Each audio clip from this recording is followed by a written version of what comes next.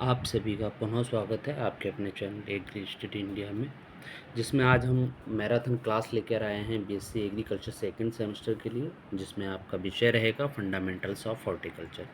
और ये जो श्रृंखला है पहले की तरह एमसीक्यू बेस्ड रहेगी। इसमें आपको बहुविकल्पीय प्रकार के जो प्रश्न हैं वो पूछे जाएंगे। तो चलते हैं हम लोग आज अपनी श्रृंखला की तरफ। तो हम देखते हैं आज का अपना पहला प्रश्न, और पहला प्रश्न है हमारा संग्रथित या संयुक्त फल का उदाहरण है। Option A custard apple, option B pineapple, option C strawberry और ऑप्शन सी एप्रिकॉट। तो जो संगठित संयुक्त फल का उदाहरण है वो है हमारा ऑप्शन बी पाइन एप्पल। जो पाइन एप्पल होता है वो संयुक्त फल की कैटेगरी में आता है। तो इसमें एक फल में कई फल होते हैं और इसके बीज जो होते हैं वो बाहर की तरफ उपस्थित होते हैं। तो संयुक्त फल का जो उदाहरण है वो है पाइन एप्पल। चलते हैं अगले प्रश्न की तरफ। प्रश्न संख्या 2 को देखते हैं। उद्यान विज्ञान शब्द किस भाषा से लिया गया है? द बर्ड ऑफ हॉर्टिकल्चर जो है वो किससे लिया गया है, उसको देखते हैं कि हॉर्टिकल्चर वर्ड है जो किससे लिया गया। Option A English, option B Latin और ऑप्शन सी जो है ग्रीक। तो हमारा जो उद्यान विज्ञान यानी कि जो हॉर्टिकल्चर शब्द है वो लैटिन वर्ड से लिया गया है। लैटिन वर्ड है हॉर्टिकल्चर। चलते हैं अगले प्रश्न की तरफ। प्रश्न संख्या 3 को देखते हैं। और प्रश्न संख्या 3 जो है वो कहता है फल वाले पौधों की खेती तथा उनका अध्ययन कहा जाता है। जो फल वाले पौधे होते हैं उनकी खेती के अध्ययन को क्या कहा जाता है? तो इसको देखते हैं। Option A olericulture, option B pomology, option C horticulture और ऑप्शन डी फ्लोरिकल्चर। तो ये फ्लोरिकल्चर होता है, ये होता है फूलों की खेती से संबंधित। फूलों की खेती से संबंधित जो है फ्लोरिकल्चर। हॉर्टिकल्चर अभी आपने पढ़ाई थे, इसको बोलते हैं उद्यान विज्ञान, जिसमें फल सब्जी और आपके फूल ये सारे इसी में आते हैं। उसके बाद में आपका ओलेरिकल्चर। ओलेरिकल्चर होता है, इसको सब्जी विज्ञान होती है, सब्जी से संबंधित है। तो पोमोलॉजी है, ये फल विज्ञान होता है, इसको फ्रूट साइंस भी कहा जाता है। तो फल वाले पौधों की खेती तो अध्ययन जो है वो कहलाता है हमारा पोमोलॉजी। पोमोलॉजी के अंतर्गत हम फलों का अध्ययन करते हैं। और फ्लोरिकल्चर के अंतर्गत, फ्लोरिकल्चर में जो हम करते हैं वो करते हैं हम फूलों का अध्ययन, और ओलेरिकल्चर में हम सब्जियों का अध्ययन करते हैं। तो प्रश्न संख्या 3 का जो ऑप्शन बी है वो हमारा करेक्ट आंसर होगा। प्रश्न संख्या 4, प्रतिदिन प्रति व्यक्ति सब्जी की आवश्यकता होती है। पर डे पर व्यक्ति कितनी सब्जी की आवश्यकता होती है? ऑप्शन ए 100 से 120 ग्राम, ऑप्शन बी 180 से 200 ग्राम और ऑप्शन सी 280 से 300 ग्राम और ऑप्शन डी उपयुक्त में से कोई नहीं।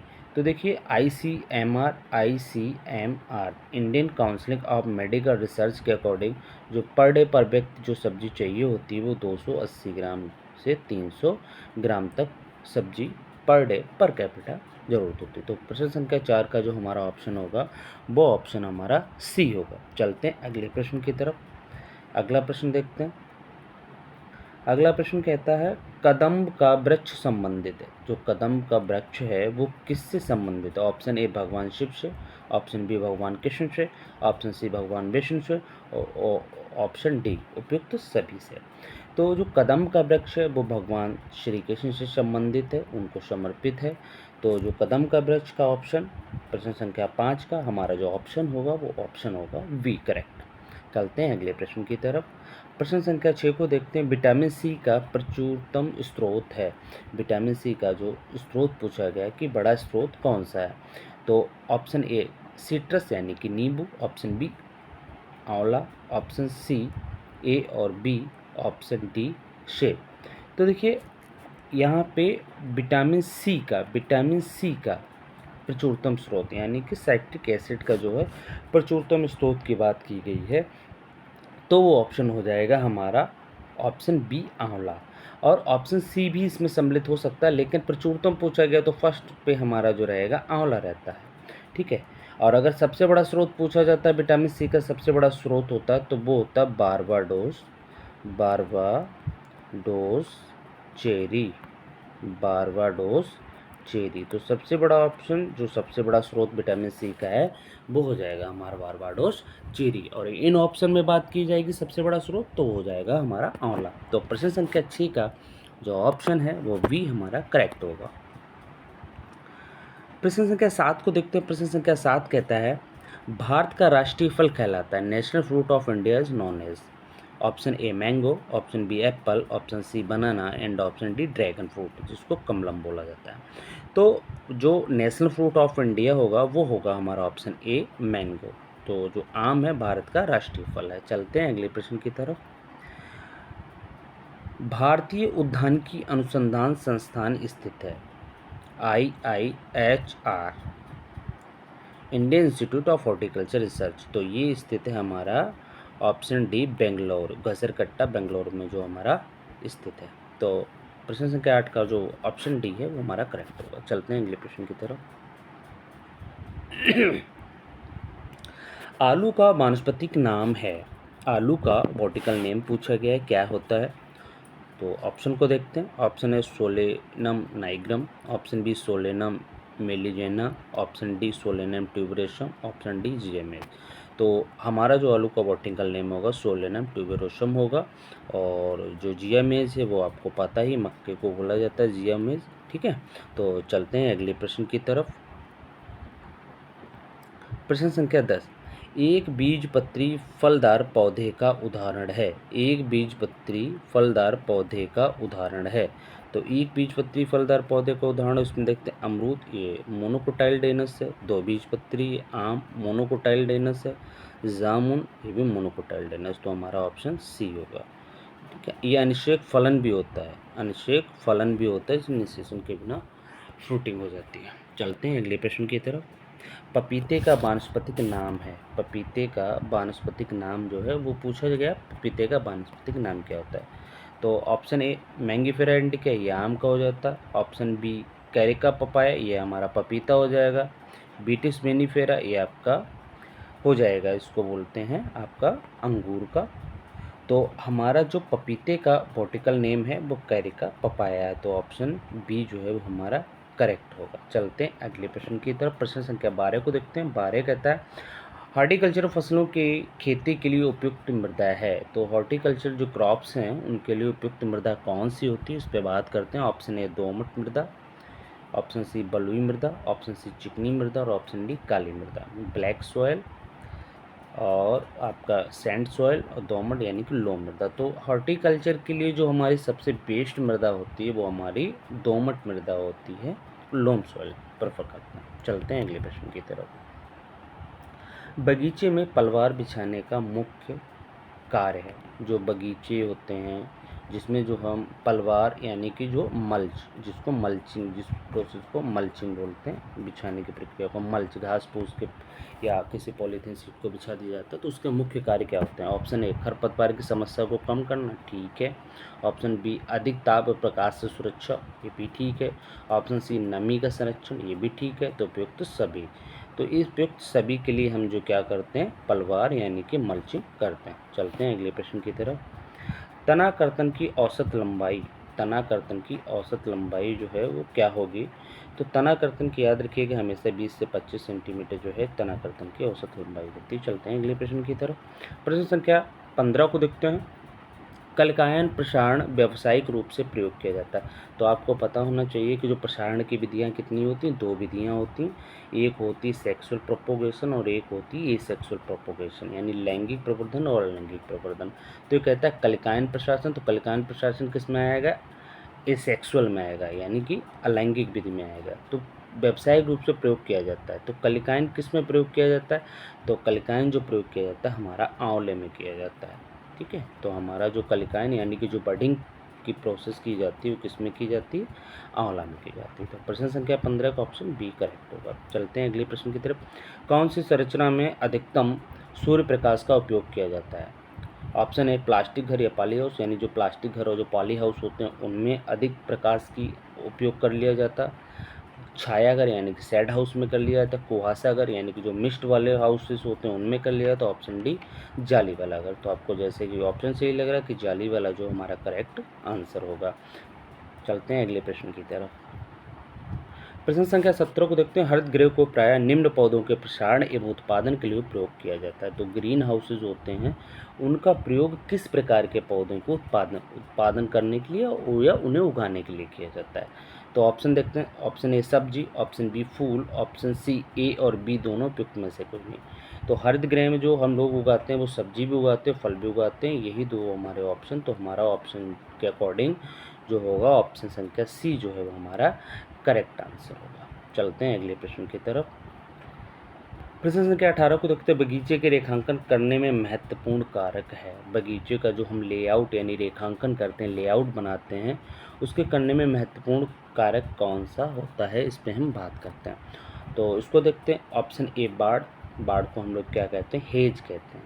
क्या हो जाता है, हेज। हेज वायुरोधक यानी कि विंड ब्रेक। ऑप्शन सी रास्ता, जिसको पैथ बोलते हैं। यानी बगीचे के रेखांकन करने में हमें हेज भी चाहिए होता है, विंड ब्रेक्स भी चाहिए होते हैं, पैथ यानी रास्ता भी चाहिए होता है। तो हमारा ऑप्शन डी जो है वो हमारा ऑप्शन करेक्ट होगा। बगीचे के लेआउट के लिए महत्वपूर्ण जो कारक है वो ये तीनों। चलते हैं अगले प्रश्न की तरफ। सदाबहार फल वाले पौधों को रोपण के लिए उपयुक्त समय, जो एवरग्रीन प्लांट होते हैं फल वाले, उनकी ट्रांसप्लांटिंग का जो समय है वो कौन सा बेस्ट होता है। तो उनका जो बेस्ट समय होता है जुलाई अगस्त में उनकी ट्रांसप्लांटिंग कर देनी चाहिए। चलते हैं अगले प्रश्न की तरफ। प्रश्न संख्या 20 को देखते हैं। 20वां प्रश्न कहता है, पहाड़ी क्षेत्रों में फल रोपण की कौन सी पद्धति सर्वाधिक उपयोगी है। तो आपने जैसे कि पढ़ा होगा, ये कंटूर विधि, ये तो पहाड़ों में भी प्रयोग की जाती है। त्रिभुजाकार, ट्रायंगुलर, आयताकार और आपका षटभुजाकार। तो पहाड़ी क्षेत्रों में के लिए ही ये कंटूर, इसको कंटूर बोलते हैं। कंटूर, कंटूर यहाँ पे टा बनना चाहिए था, कंटूर, कंटूर। चलते हैं अगले प्रश्न की तरफ। प्रश्न संख्या 21, वायुरोधक पौधे बगीचे की किस दिशा में लगाने चाहिए। तो जो हम कोई भी हमारा लेआउट होता है, कोई भी हम जो फॉर्म बनाते हैं, फलों वाला जो फॉर्म उसको बनाते हैं, तो उसके जो हम विंड ब्रेक जो लगाते हैं वो किस दिशा में लगाने चाहिए। तो आपको पता होना चाहिए विंड ब्रेक हमेशा नॉर्थ और वेस्ट साइड में लगाते हैं। तो नॉर्थ और वेस्ट को देख लेते हैं, यानी उत्तर और पश्चिम को देख लेते हैं। तो हमारा ऑप्शन उत्तर पश्चिम जो है, ऑप्शन संख्या डी जो है हमारा वो करेक्ट है। उत्तर पश्चिम में हमेशा विंड ब्रेक का प्रयोग करते हैं। चलते हैं अगले प्रश्न की तरफ। अंगूर के लिए संधाई की विधि है। अंगूर में जो संधाई होता है उसको ट्रेनिंग बोलते हैं। ट्रेनिंग यानी कि उनको प्रारंभिक अवस्था में ऐसे सेप देना जिससे कि उन्हें प्रकाश और वायु आवागमन होता रहे और उनके जो प्रोडक्शन यानी कि उनके जो फल हैं, फूल हैं, उनको फैलने के लिए पर्याप्त जगह मिल सके। तो संधाई की जाती है। तो संधाई की कौन कौन सी विधियां होती हैं। तो शीर्ष विधि, पंडाल परगोला विधि, निफिन विधि, तो उपयुक्त सभी। तो ये जो है उपयुक्त अंगूर में सभी कर लेते हैं। चलते हैं अगले प्रश्न की तरफ। अधिक उत्पादन के लिए संधाई एक अत्यंत आवश्यक प्रक्रिया है। दोबारा ये ट्रेनिंग से संबंधित प्रश्न पूछा गया है कि किस फसल में ट्रेनिंग करना अत्यंत आवश्यक प्रक्रिया है। ऑप्शन ए आम, इसमें माइनर सा चाहिए होता है, पपीता जरूरी नहीं है, आंवला ज़्यादा जरूरी है। तो ये जो सेब होता है, सेब में ट्रेनिंग की बहुत ज़्यादा आवश्यकता होती है। बिना अगर ट्रेनिंग नहीं करेंगे तो फलों का शेप और साइज़ जो है वो छोटा हो जाता है, इसलिए इसको ट्रेन करना पड़ता है। चलते हैं अगले प्रश्न की तरफ। अफलन को निम्न किस विधि से नियंत्रण किया जा सकता है। अफलन का मतलब होता है अनफ्रूटफुलनेस, यानी कि जिन पे फलत नहीं आती है। अफलन जिन पे किसी कारण से फलत नहीं आती, इस समस्या को कौन सी ऐसी विधियों के द्वारा है वो दूर किया जा सकता है। ऑप्शन ए जड़ कृंतन यानी कि रूट प्रोनिंग के द्वारा, हार्मोन्स का प्रयोग, बलेन होता है रिंगिंग यानी कि जो पेड़ की छाल होती है उस पर किसी सेंटीमीटर की जो है रिंग बना के उसका जो छाल है वो निकाल दिया जाता है। उपयुक्त सभी। तो अफलन को नियंत्रित किया जा सकता है, वो नियंत्रित किया जा सकता है उपयुक्त सभी के द्वारा, उपयुक्त सभी के द्वारा। चलते हैं अगले प्रश्न की तरफ। प्रश्न संख्या 25 को देखते हैं। परागण को प्रभावित करने वाले प्रमुख कारण है। परागण यानी कि जो पॉलिनेशन है, पॉलिनेशन को कौन कौन प्रभावित करते हैं। अधिक तापमान, हाँ ठीक है, अधिक तापमान होने से भी पोलन है वो नष्ट हो सकता। ऑप्शन बी निम्न तापमान, इससे भी जो जो पॉलिनेटर्स होते हैं, मधुमक्खी वगैरह हैं, वो भी उससे शिथिल पड़ जाते हैं। ज़्यादा कीटनाशी का प्रयोग, अगर फसल में अधिक कीटनाशी का प्रयोग कर दिया गया है, किसी कीटनाशी का प्रयोग करते हैं, तो उससे जो हमारे पोलिनेटर होते हैं, जिनके द्वारा परागकण एक जगह से दूसरे जगह पहुंचाया जाता है, ठीक है, तो वो कीट हैं उनसे मर जाएंगे। तो परागकण को प्रभावित करने वाले प्रमुख कारणों में उपयुक्त सभी आ जाएंगे। ये सभी कारणों से जो है वो हमारा परागण जो है वो प्रभावित डेफिनेटली होगा। चलते हैं अगले प्रश्न की तरफ। अनिषेक फलन सामान्यतः किस फल में पाया जाता है? अनिषेक फलन यानी बिना निषेचन के जो फलन है वो किस में पाया जाता है? ऑप्शन ए केला, ऑप्शन बी आंवला, ऑप्शन सी बेर, ऑप्शन डी फालसा। तो हमने आपको बताया था अनिषेक फलन जो है वो केला में पाया जाता है बिना निषेचन के। चलते हैं अगले प्रश्न की तरफ। प्रश्न संख्या 27 को देखते हैं। कौन सा हार्मोन व्यावसायिक रूप से फलों एवं सब्जियों को पकाने के लिए प्रयोग में लिया जाता है? तो ऐसा हार्मोन्स के बारे में पूछा गया है कि कौन सा ऐसा हार्मोन्स है जो फल एवं सब्जियों को पकाने के लिए प्रयोग किया जाता है? तो एथिलीन, ऑप्शन बी 2,4-D और ऑप्शन सी NAA यानी नेप्थलीन एसिडिक एसिड और ऑप्शन डी जिब्रेलिक एसिड। तो इसमें जो दे रखा हमारा ऑप्शन ए जो है एथिलीन जो है वो करेक्ट आंसर होगा। और अगर इसी की जगह पे ऑप्शन दिया गया होता एसिटिलीन, एसिटिलीन अगर ऑप्शन दिया गया होता एसिटिलीन, तो एसिटिलीन भी हमारा ऑप्शन करेक्ट होता है, क्योंकि ये जो एथिलीन है ये नेचुरल प्रोसेस से होता है और एसिटिलीन जो होता है ये जो होता है वो आर्टिफिशियल होता है। ठीक है, इनके सूत्रों की अगर संरचना सूत्र की बात की जाए तो इसका होता है C2H4 होता है, और इसकी बात की जाए तो इसका होता है C2H2। तो एसिटिलीन का होता है C2H2 और एथिलीन का होता है C2H4। एथिलीन जो है नेचुरल है, प्रकृति में नेचुरल रूप से पाया जाता है, और एसिटिलीन है ये कृत्रिम तरह से फल को पकाने में प्रयोग में लिया जाता है। चलते हैं अगले प्रश्न की तरफ। तने की कलम के लिए सर्वोत्तम उपयुक्त जड़ माध्यम है। तने की कलम के लिए जो हम तना है कलम के लिए प्रयोग करते हैं, तो उसके लिए जो रूट मीडिया है वो सबसे बेस्ट क्या होगा? सर्वोत्तम जड़ माध्यम यानी कि रूट मीडिया है वो क्या होगा? तो जैसा कि हम ऑप्शन देख पा रहे हैं, option A sand, option B soil, option C moss grass और ऑप्शन डी बर्मिकुलाइट। तो तने के लिए जो है यानी रूट मीडिया की बात की जाए कि बर्मिकुलाइट है जो वो जो है बेस्ट होगा। तो 28 का ऑप्शन डी जो है वो हमारा करेक्ट होगा। चलते हैं अगले प्रश्न की तरफ। अगला प्रश्न हमारा कहता है सिंचाई जल के साथ उर्वरक देने की क्रिया को क्या कहते हैं? यानी सिंचाई हो रही, सिंचाई के साथ में हम उर्वरक दे रहे हैं, उस प्रक्रिया को क्या कहेंगे? ऑप्शन ए फ्यूमिगेशन यानी कि इसको धुआंकरण कहा जाता है, फर्टिगेशन और कैंप्रिगेशन। तो फर्टिगेशन जो होता है यानी कि सिंचाई प्लस उर्वरक, और ये प्रक्रिया को क्या कहते हैं? फर्टिगेशन कहते हैं। यानी खेत यानी जो हमारा प्रक्षेत्र है उसमें सिंचाई के साथ साथ उर्वरक दे रहे हैं, तो इस क्रिया को हम लोग क्या कहते हैं? फर्टिगेशन कहते हैं। चलते हैं 30 नंबर क्वेश्चन की तरफ, और 30 नंबर क्वेश्चन हमारी स्क्रीन पे ये है, इसको देखते हैं। लेयरिंग की किस विधि में स्फैगनम घास का प्रयोग किया जाता है? तो लेयरिंग क्या है? लेयरिंग एक एसेक्सुअल प्रोपोगेशन मेथड है, तो उसमें किस घास का प्रयोग किया जाता है? तो option A tip layering, option B mount layering, option C गूटी और ऑप्शन डी टेंच लेयरिंग।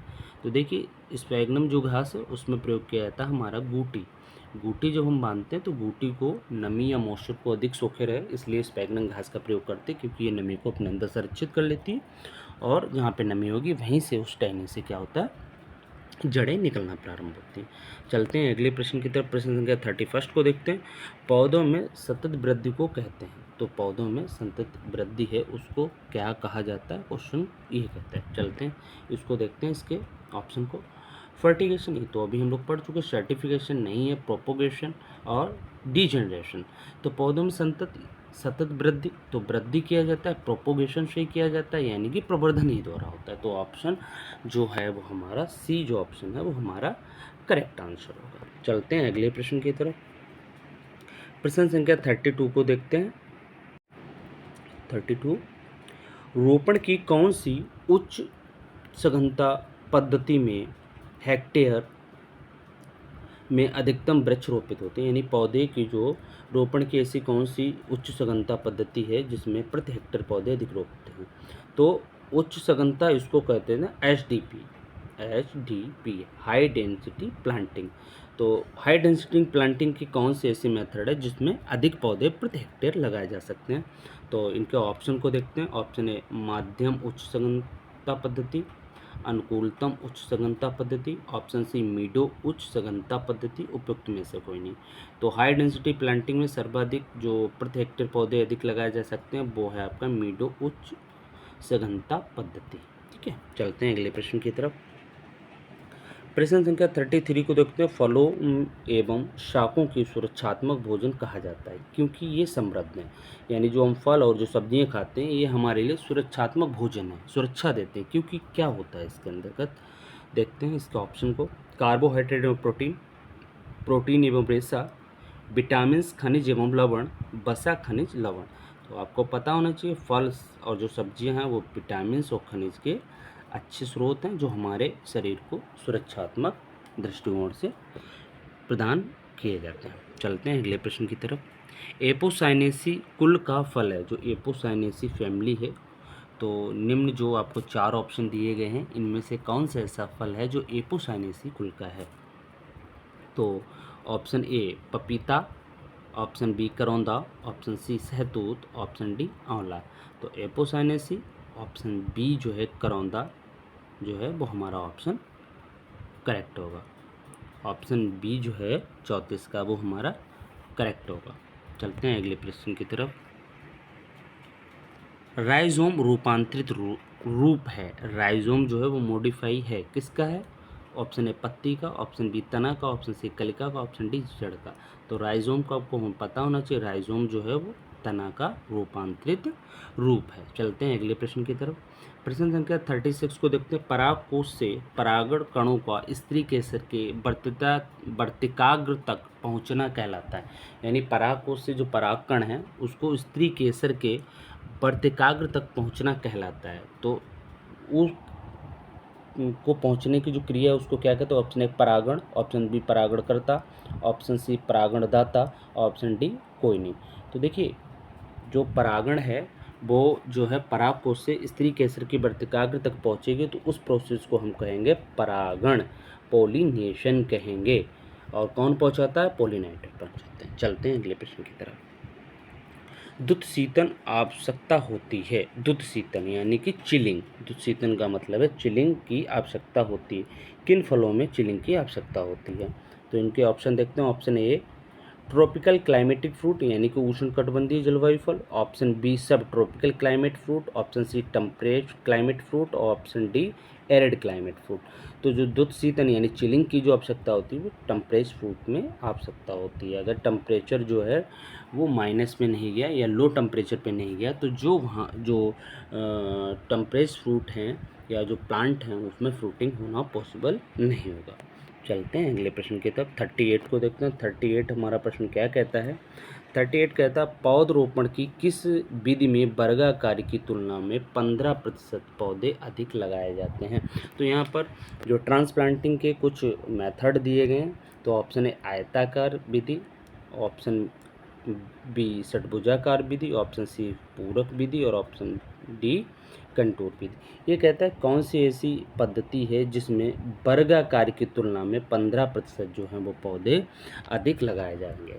तो इसको बोलते हैं षटभुजाकार पद्धति। षटभुजाकार पद्धति में क्या होता है 15% पौधे अधिक लगाए जाते हैं। और ये जो होती है पूरक विधि यानी कि जिसको फिलर सिस्टम बोलते हैं, इसमें लगभग 2 गुने पौधे लगाए जाते हैं, 2 गुने पौधे लगाए जाते हैं या 81% एक्स्ट्रा पौधे लगाए जा सकते हैं। तो ये जो है और जो कंटूर विधि होती है ये पहाड़ों पर अपनाई जाती है। चलते हैं अगले प्रश्न की तरफ। भारतीय कृषि अनुसंधान परिषद कहाँ स्थित है। भारतीय कृषि अनुसंधान परिषद ICAR, Indian council of agriculture research, और ये हमारा है न्यू दिल्ली में। चलते हैं अगले प्रश्न की तरफ।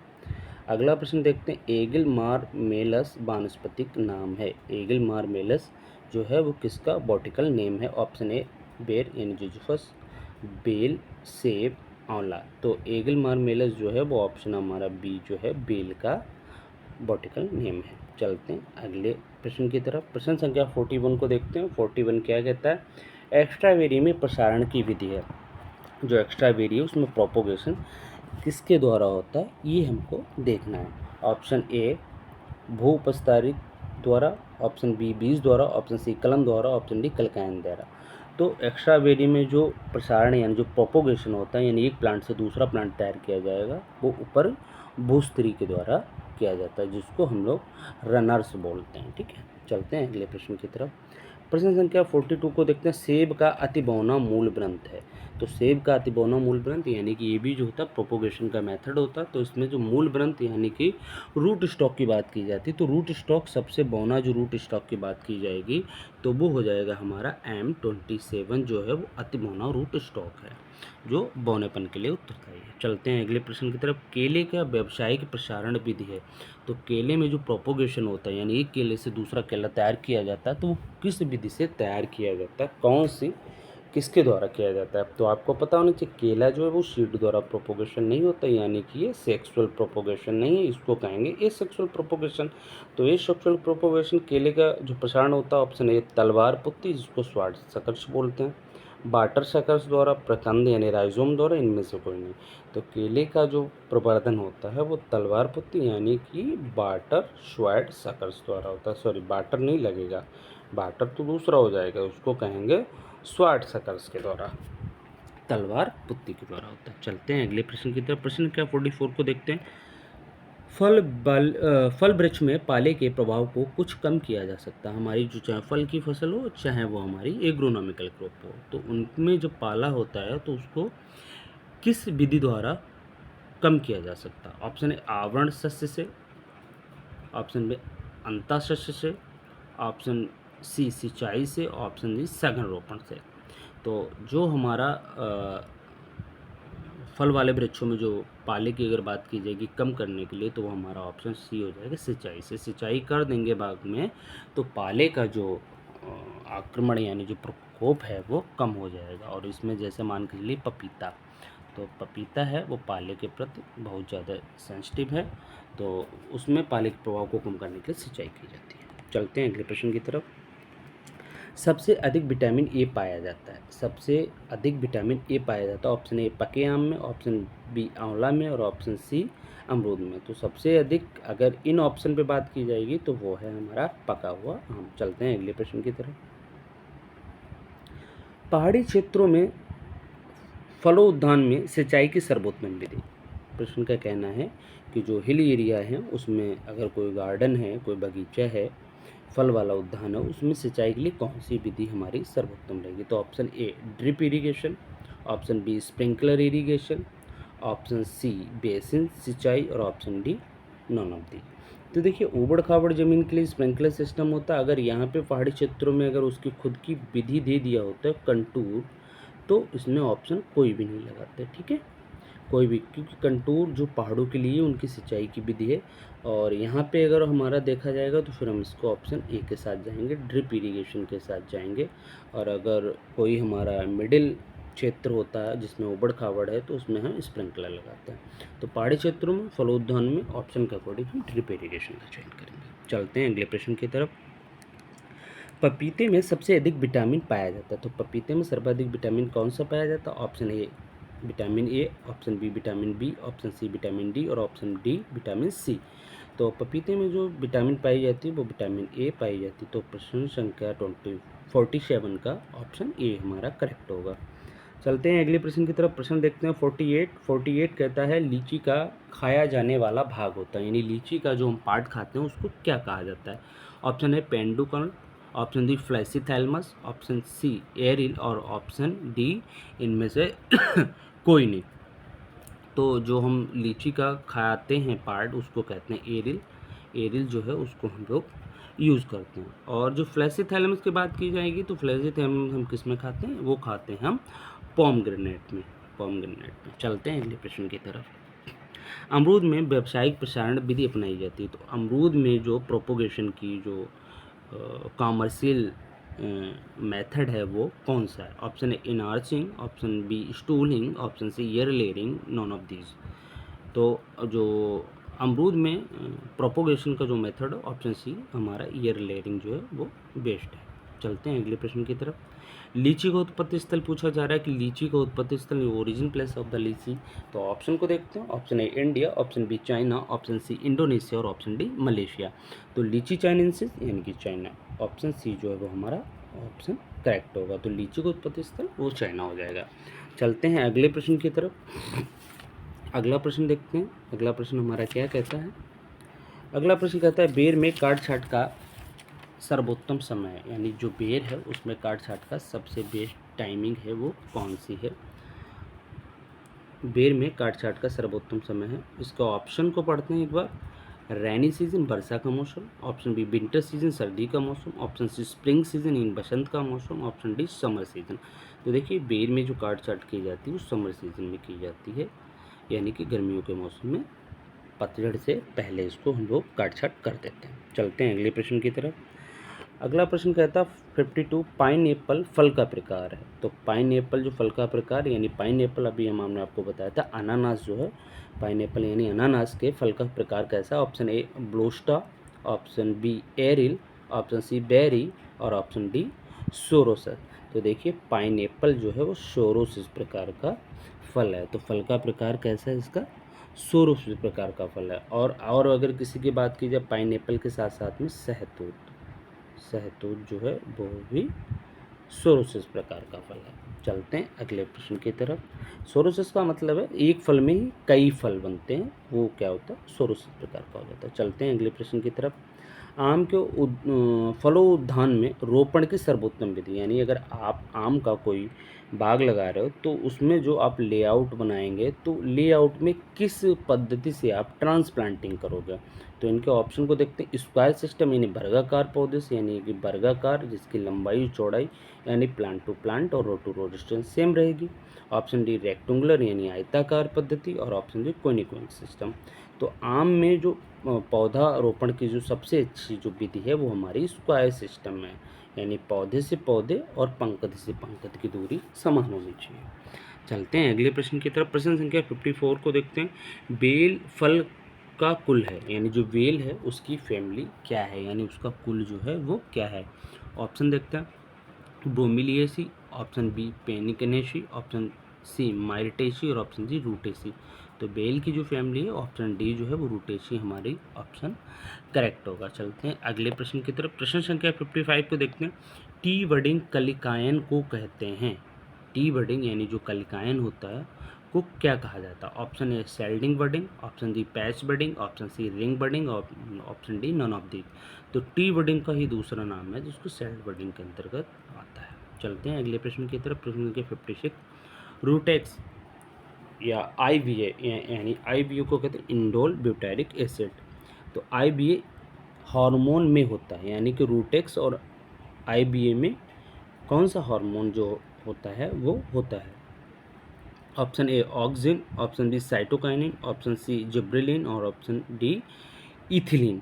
तो रूटेक्स और IBA हार्मोन में क्या होता है, वो होता है ऑप्शन ए ऑक्सिन होता है। तो दोनों में क्या पाया जाता है, ऑक्सिन पाया जाता है। 56 का जो ऑप्शन ए हमारा करेक्ट होगा। चलते हैं अगले प्रश्न की तरफ। प्रश्न संख्या 57 को देखते हैं।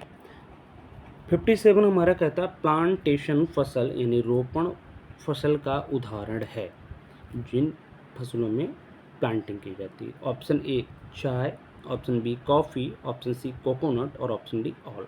तो आपको पता होना चाहिए ये सारी जो है प्लांटेशन क्रॉप्स हैं। चलते हैं अगले प्रश्न की तरफ।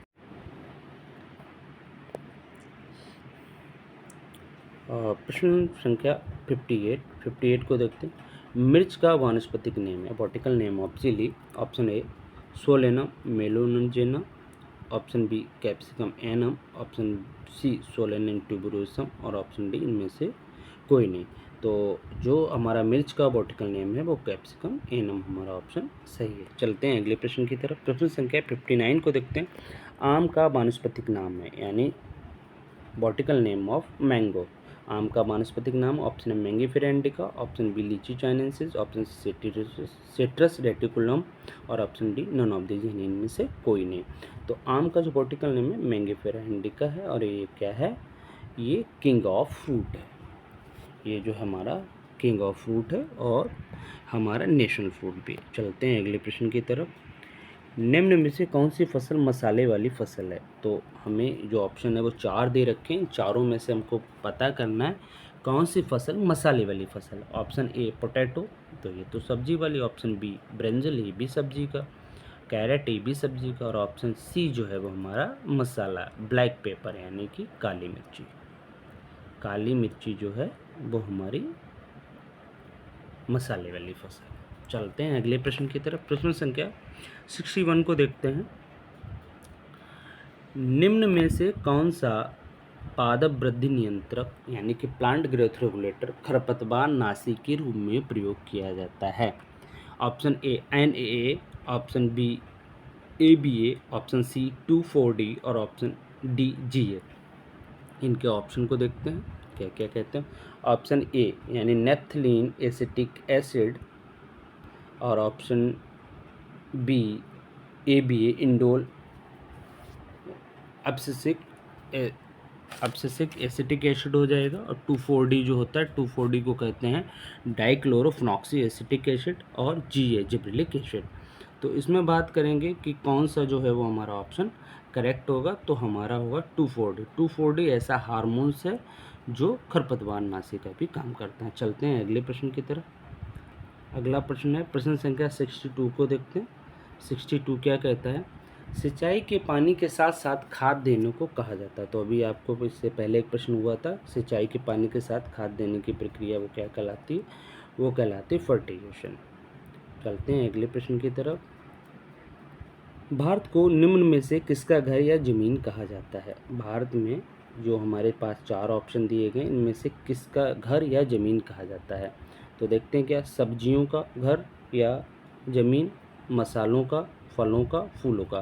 तो देखिए जो मसाले हैं इंडिया में, भारत में सर्वाधिक होते हैं और इन्हीं को मसालों का घर कहा जाता है। चलते हैं अगले प्रश्न की तरफ।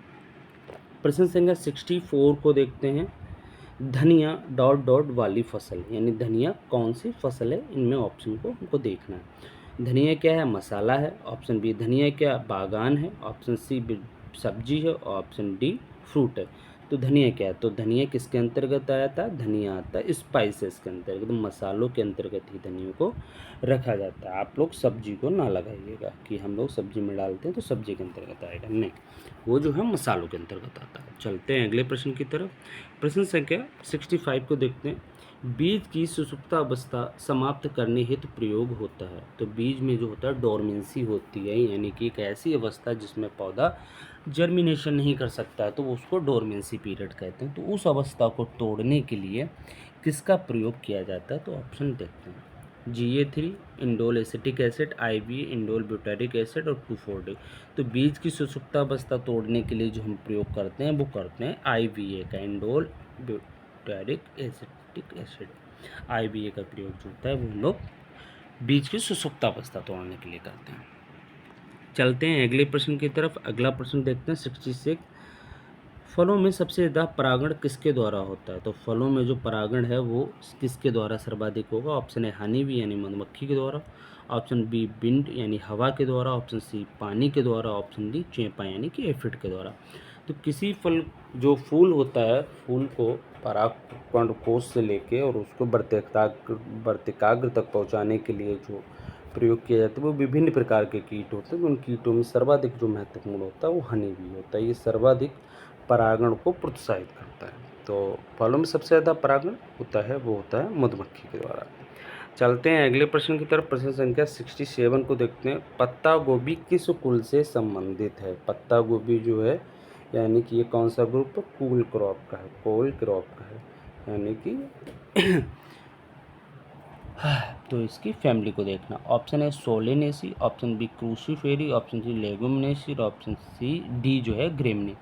तो जो पत्ता गोभी है वो हमारी है क्रूसीफेरी की, क्रूसीफेरी फैमिली का जो है वो मेंबर है। पत्ता गोभी, फूल गोभी और आपकी नोल कोल ये सब किस में आएगा? और ब्रोकली ये सब आपका क्रूसीफेरी में आएगा। चलते हैं अगले प्रश्न की तरफ। फलोत्पादन में सबसे अग्रणीय देश यानी कि फलों के जो प्रोडक्शन में सर्वाधिक अग्रणीय देश है तो भैया ये है हमारा चाइना।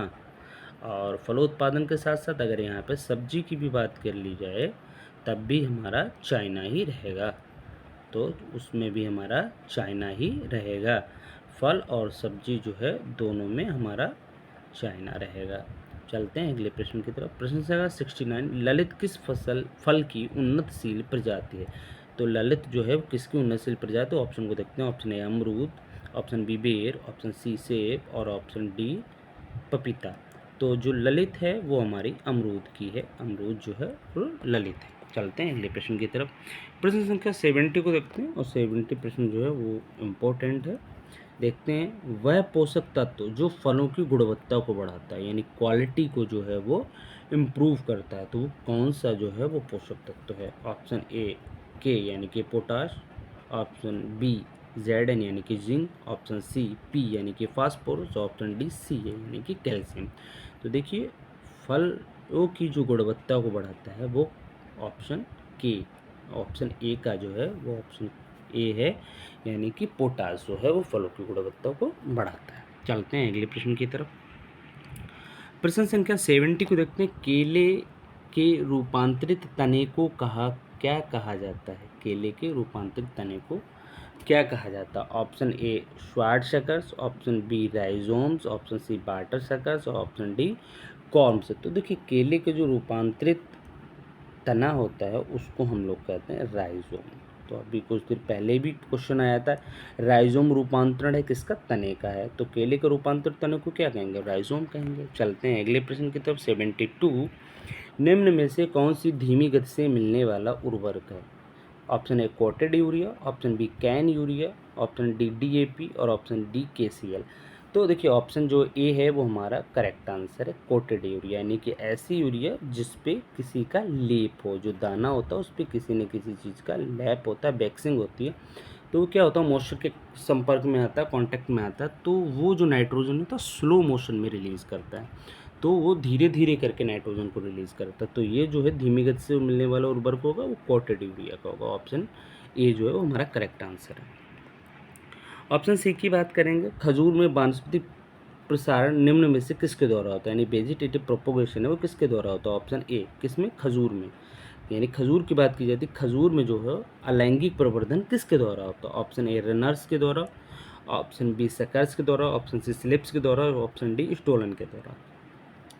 तो जो खजूर में प्रसारण, वानस्पतिक प्रसारण होता है वो होता है हमारा सकर्स के द्वारा। ऑप्शन बी जो है वो हमारा करेक्ट आंसर है। चलते हैं अगले प्रश्न की तरफ। प्रश्न संख्या 74 को देखते हैं। 74, निम्न में से किसमें बीबीपेरी पाई जाती है? निम्न में से किसमें बीबीपेरी पाई जाती है? तो बीबीपेरी को थोड़ी सी हम बात कर लें। बीबीपेरी क्या है? तो बीबीपेरी का मतलब है कि ऐसे फल जो लगे हुए पर ही उनके पकने के बाद ही जो उनके बीज होते हैं वो जर्मिनेशन करते हैं या मेच्योर हो पाते हैं। तो ऑप्शन ए गुआवा यानी अमरूद, option B jackfruit, option C बेर और ऑप्शन डी बेल।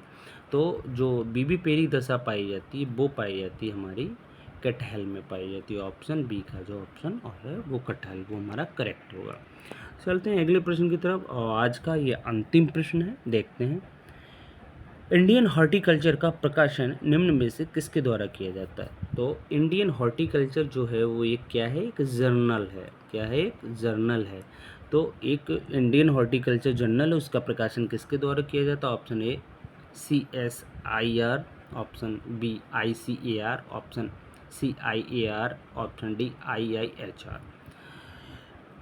तो इसका जो प्रकाशन किया जाता है वो ICR न्यू दिल्ली के द्वारा किया जाता है, ICR न्यू दिल्ली के द्वारा किया जाता है। तो ऑप्शन संख्या जो है वो बी जो है वो हमारा करेक्ट आंसर होगा। तो आज की श्रृंखला आप लोगों की समाप्त होती है। उम्मीद है आप लोगों को श्रृंखला पसंद आ रही होगी और यही उम्मीद करते हैं कि आने वाले एग्ज़ाम में ये जो प्रश्न हैं वो आप लोगों के लिए लाभकारी सिद्ध होंगे।